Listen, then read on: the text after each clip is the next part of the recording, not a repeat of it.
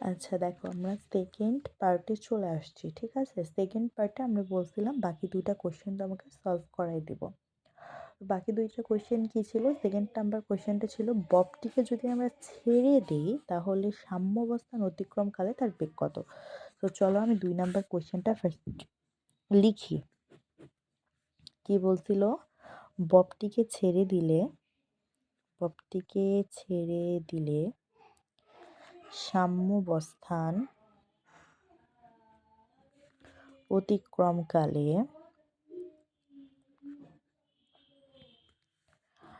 তার বেগ কত। রাইট? ববটিকে ছেড়ে দিলে সাম্যাবস্থান অতিক্রমকালে তার বেগ কত। তো চলো আমি ফার্স্টে আগে চিত্র এঁকে নিই। আমাদের তো ফার্স্টে কি ফিজিক্সের কাজই ফার্স্টে চিত্র আঁকা। একটা স্ট্যান্ডের সাথে মনে করো ববটা ঝুলে আছে, এটাই তো তার সাম্যাবস্থান, তাই না? ববটা যেখানে স্থির অবস্থায় থাকে সেটাই হচ্ছে ববের সাম্যাবস্থান। তো সাম্যাবস্থান থেকে যদি আমি ববটাকে কি করি, সাম্যাবস্থান থেকে যদি আমি ববটাকে ছেড়ে দিই, কি বলছি, সাম্যাবস্থান থেকে যদি আমি ববটাকে ছেড়ে দিই তাহলে কি সাম্যাবস্থান অতিক্রমকালে বা ছেড়ে দিলে ববটির বেগ কত। তো ছেড়ে দিলাম না, আমি এদিকেও ছাড়তে পারি এদিকেও ছাড়তে পারি। তো ধরো আমি এদিকে ছাড়ছি,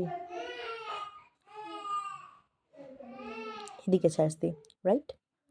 ওকে, তাহলে একটু আগে আমি যা যা তথ্য দিয়ে লিখছি এখন আমি সেই তথ্য দিয়ে লিখি। এখানে আমার কতটুকু ছিল,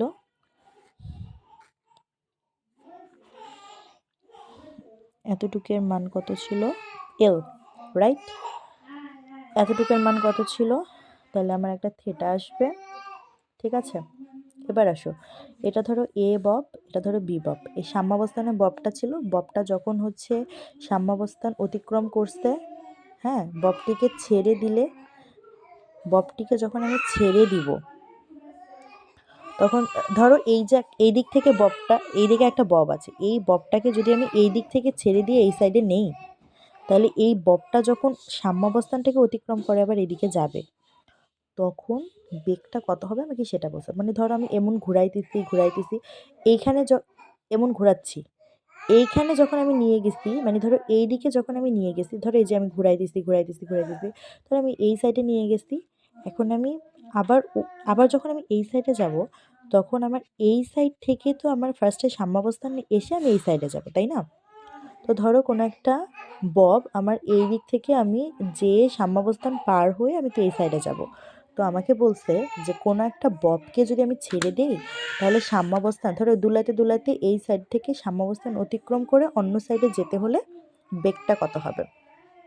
ওকে, তাহলে ধরো ববটা এ, সাম্যাবস্থানটা হচ্ছে বি।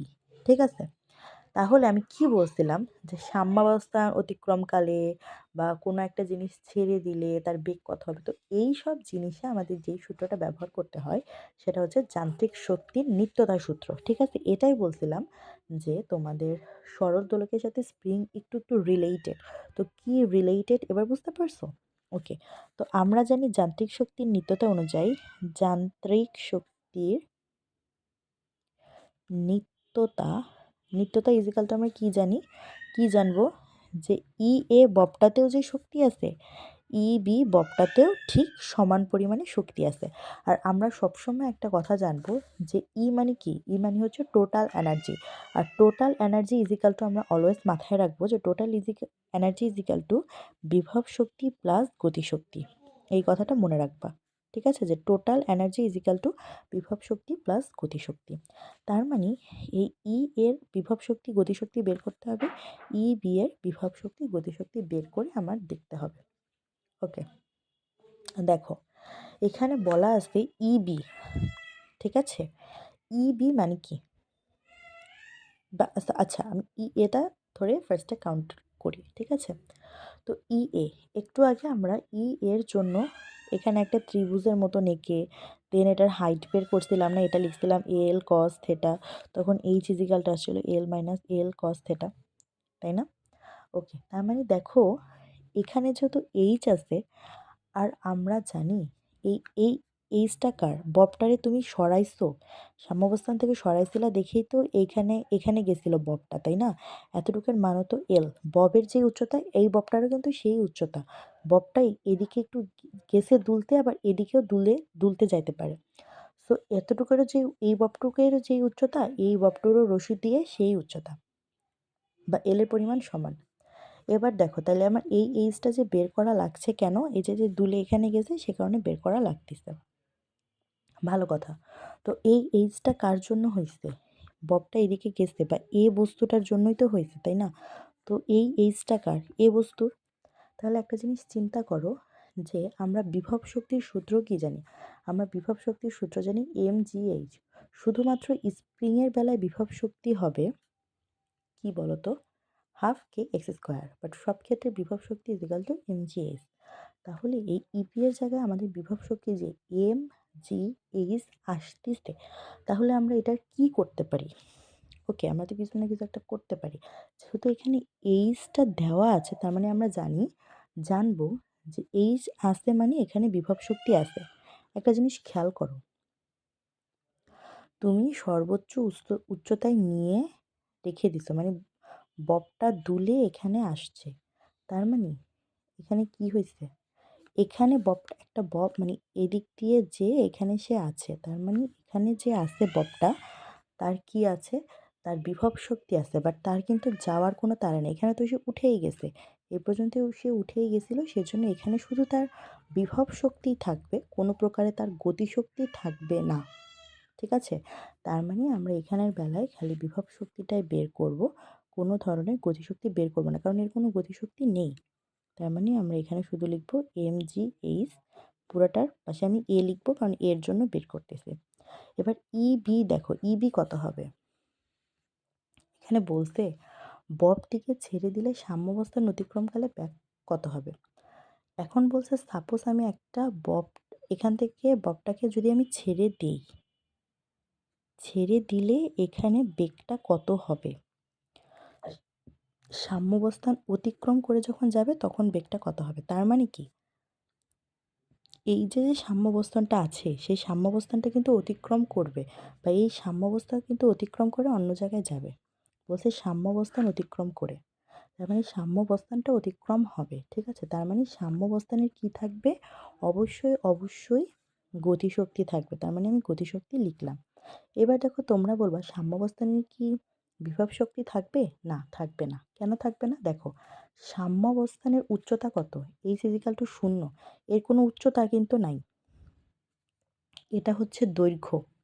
কিন্তু সাম্যাবস্থানে কোনো উচ্চতা নাই। এই এ বস্তুটার যেমন উচ্চতা ছিল, সাম্যাবস্থানে কিন্তু উচ্চতা নাই, সে আনুভূমিক বরাবর সাম্যাবস্থানটা আছে।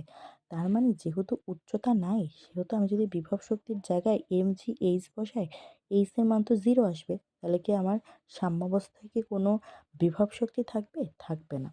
তাহলে আমার এখন কি করণীয়? আমার করণীয় হচ্ছে এই mgh এর জায়গায় কি বসানো? এইচ এর মান আমরা কত জানি? l minus l cos theta. তো l minus l cos theta করতে হবে, দেন হাফ এম ভি স্কোয়ার। এখান থেকে আমি ভি এর মানটা বের করলে আমার হয়ে যাবে কত? বেগ কত।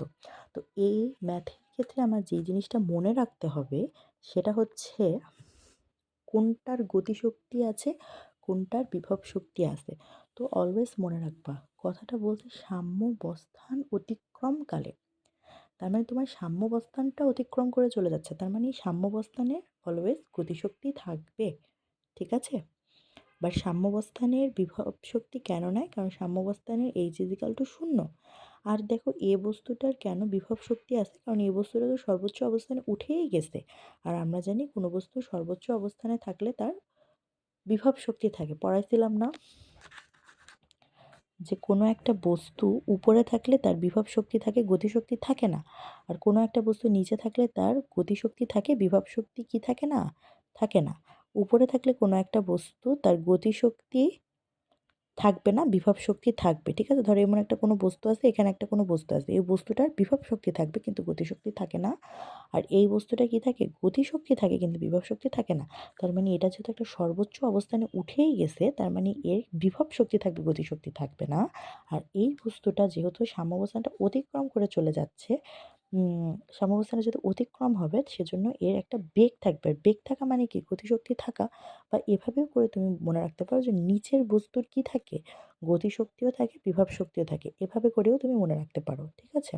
আর আরেকভাবে মনে রাখতে পারো যে এটার যেহেতু h=0, তার মানে আমরা যদি এই EMGS ইপি এর সূত্রে যদি এইচ এর মান 0 বসাই, তাহলে এমনিতেও তো আমাদের বিভব শক্তি থাকবেই না। ঠিক আছে? তুমি যেভাবে ইচ্ছা সেভাবে মনে রাখবা, বাট তাও মনে রাখতে হবে। ওকে? তো এটা গেল যান্ত্রিক শক্তি নিত্যতা দিয়ে আমাদের ২ নাম্বার সূত্র। এবার চলো আমরা ৩ নাম্বার সূত্রে চলে যাই। ৩ নাম্বার সূত্রে বলা আছে, ধরো তোমার চিত্রে দেওয়াই থাকবে যে ববটিকে ছেড়ে দিলে সি পজিশনে তার বেগ কত? ঠিক আছে? এটা আমার কোয়েশ্চেনে আছে। তাহলে ধরো এই যে আমার একটা বব, মানে ধর এটা কোয়েশ্চেনে দেওয়া আছে সি পজিশন, তো সি পজিশন কোনটা এটা নিয়ে আবার অনেকের চিন্তা হতে পারে। তো ধরো এই যে একটা এ পজিশন দেওয়া, এই যে একটা মানে এদিকে দুলে গেল, আর এই পজিশনটা দেওয়া হচ্ছে সি।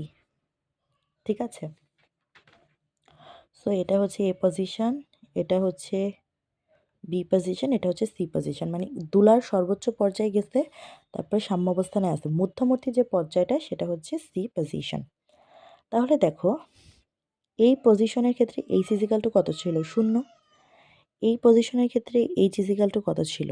এই যে হাইটটা একটু আগে পাইছি, এটাকে ধরি আমরা এইচ এ। ঠিক আছে?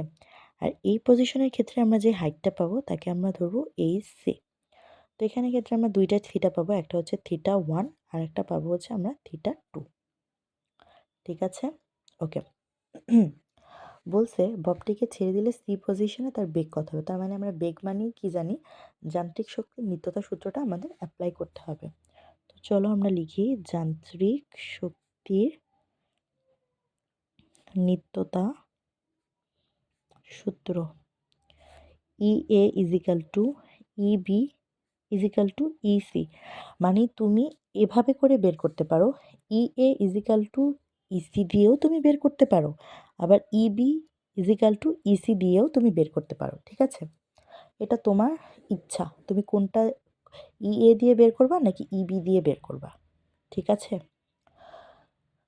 তো চলো দেখি কি করতে হয়। EA মানে কত? আমরা জানি এর বেলায় মোট শক্তি কত থাকবে? এর বেলায় মোট শক্তি মানেই হচ্ছে আমাদের জাস্ট বিভব শক্তি। তো আমরা লিখতে পারি mgHa।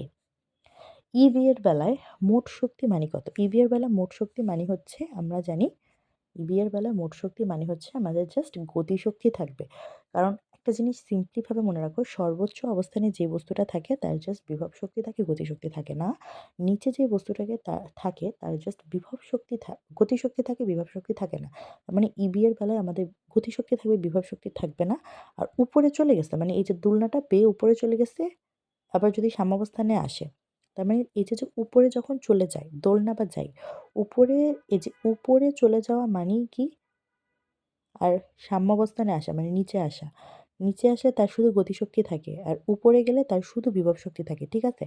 বাট দোলনাটা যখন যাচ্ছে, যখন মধ্যামধ্যি অবস্থায় থাকে, তখন মনে রাখবা তার গতিশক্তিও থাকবে, তার বিভব শক্তি দুইটাই থাকবে। গতিশক্তিও থাকবে, বিভব শক্তিও থাকবে। ঠিক আছে? দোলনাটা ধরো এখানে স্টপ আছে, তুমি একটা ধাক্কা মারলে এইদিকে গেল, উপরে গেলে তার বিভব শক্তি থাকে, গতিশক্তি থাকে না।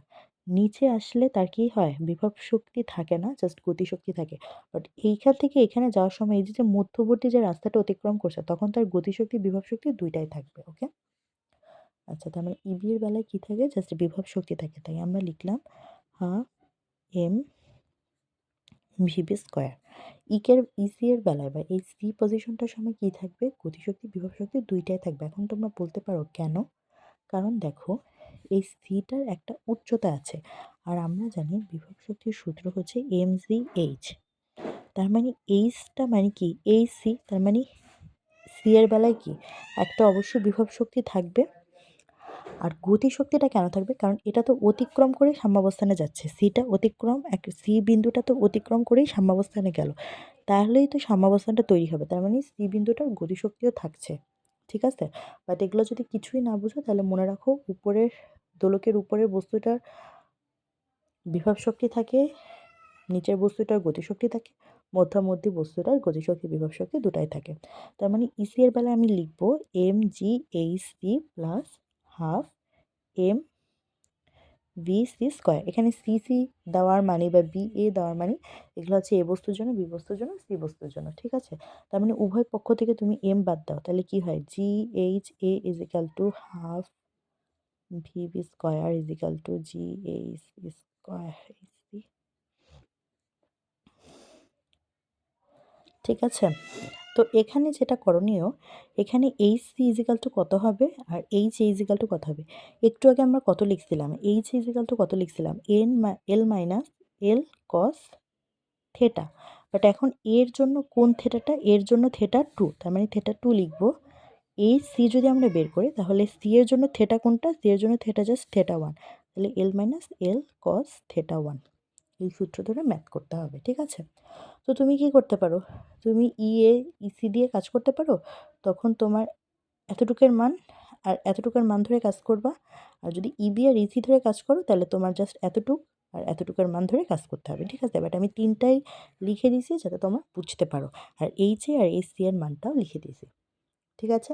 এখন যেটা করণীয় সেটা হচ্ছে টেস্ট পেপার সলভিং ক্লাস করতে হবে, ঠিক আছে? আচ্ছা, তো এই পর্যন্তই, আল্লাহ হাফেজ। আর কিছু যদি বুঝতে না পারো, সরল দোলক বা স্প্রিং একই টাইপের জিনিস, যান্ত্রিক শক্তির নিত্যতাটা যাতে মেনটেন করতে পারে, এই সূত্র দিয়ে ম্যাথ আসে। তো এগুলো যদি এখনও না বুঝতে পারো, আবার আরও কোশ্চেন করো, ঠিক আছে? তো এই পর্যন্তই, আল্লাহ হাফেজ।